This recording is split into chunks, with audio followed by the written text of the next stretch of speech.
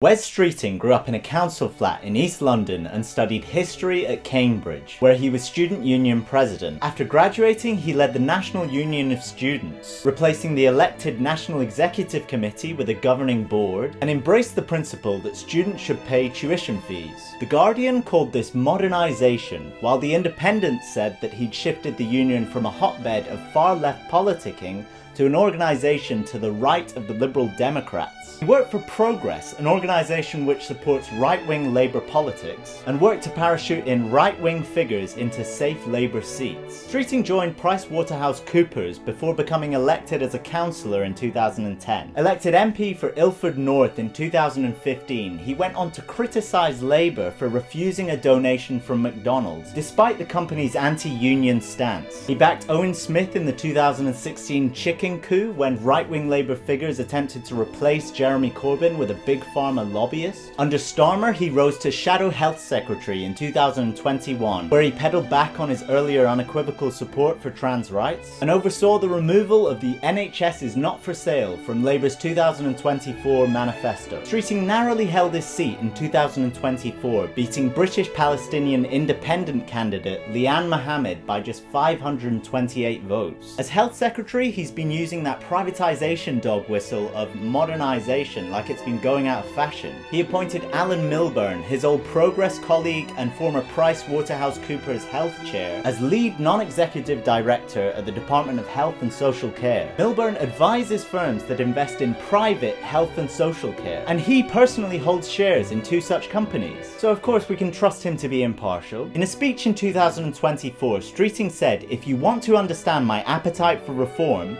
think New Labour on steroids." Even The Spectator's Katie Bowles has touted Wes Streeting as the face for NHS privatisation, a move that, according to her, only a Labour minister could get away with. In August 2024, it emerged that he'd accepted 175 grand from private healthcare linked donors. How very generous! At a time of devastatingly poor mental health and addiction among young people, Streeting seems more interested in enriching city insiders than defending public healthcare. He is a skilled communicator and once supported equalising income tax and capital gains tax, but that's about all the praise I can afford him. The NHS is being saddled with future PFI debt from private firms whose only motive is profit. In 20 years, if policy remains unchanged, Britain will be significantly poorer and older, and Streeting will have a lot to answer for.